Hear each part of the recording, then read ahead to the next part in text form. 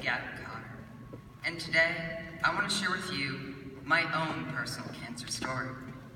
I am a cancer survivor. On New Year's Eve 2013, after a routine visit to the eye doctor, I was sent straight to the emergency room and hours later found out that I had a brain tumor.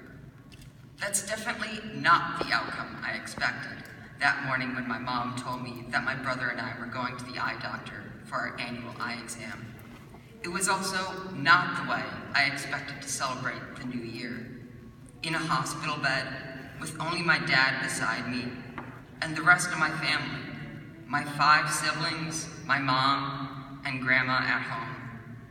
Despite how I felt, I also can't imagine how my mom must have felt, having to go home and tell everyone that I had a brain tumor and would be staying at the hospital.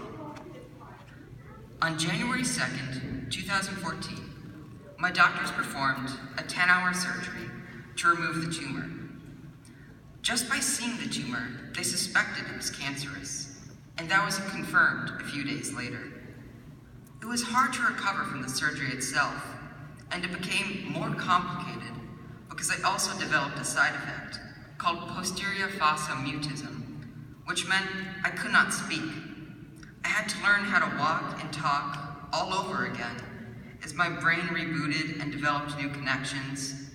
And on top of all of that, I was then told that I had to go through cancer treatment and that I would spend the next 14 months fighting for my life.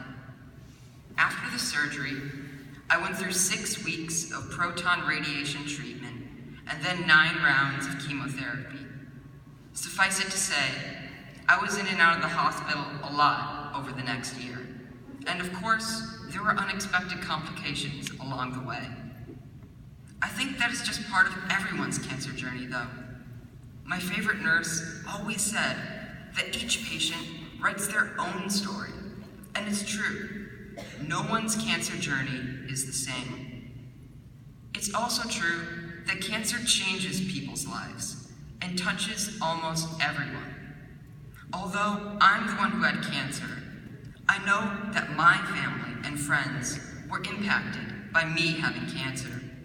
I can't imagine how awful it must have been for my younger sister, going to school every day and hearing questions like, "When is your brother coming back?" And, "Is your brother going to die?" My whole school was impacted. I don't think anyone in my grade had ever thought that someone their age could die. I don't even know what my younger brother must have thought.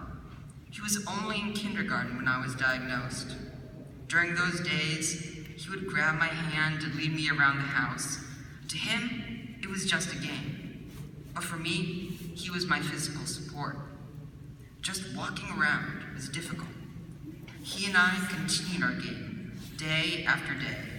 But my brother still did not seem to know what was happening to his big brother, not realizing that one day he may never see me again.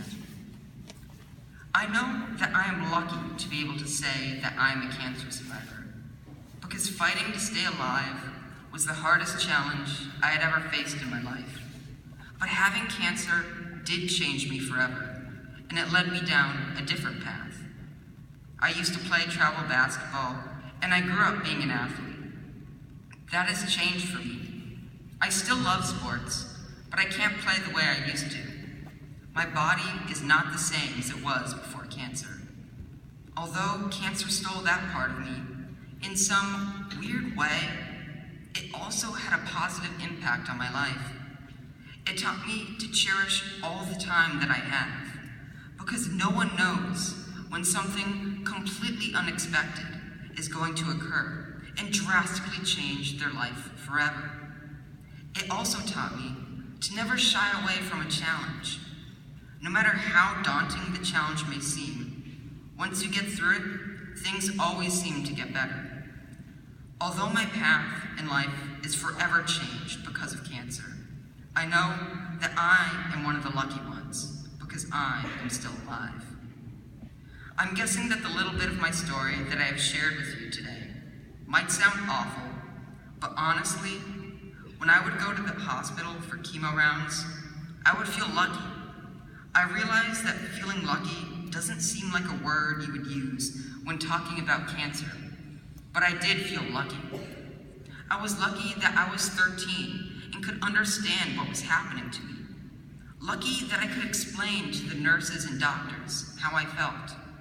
Lucky that I had supportive friends and family and classmates. In the hospital, I would walk past room after room of bald little toddlers and younger children, sometimes even infants, who were all receiving cancer treatment. I knew we all wouldn't survive and beat cancer, because for every 5 children diagnosed with cancer in the US, 1 of them will not survive. And it is only through more cancer research that these statistics will improve. I am thankful to everyone here today who has helped raise money for cancer research. Thank you. Without these funds, new treatments would not be developed, and I might not be standing before you today and sharing my story. The fight against cancer is definitely not over, but fundraising events like Relay for Life bring us closer to a cure against the heartless disease that attacks all genders, all races, and all ages, and forever impacts the lives of many people. Thank you.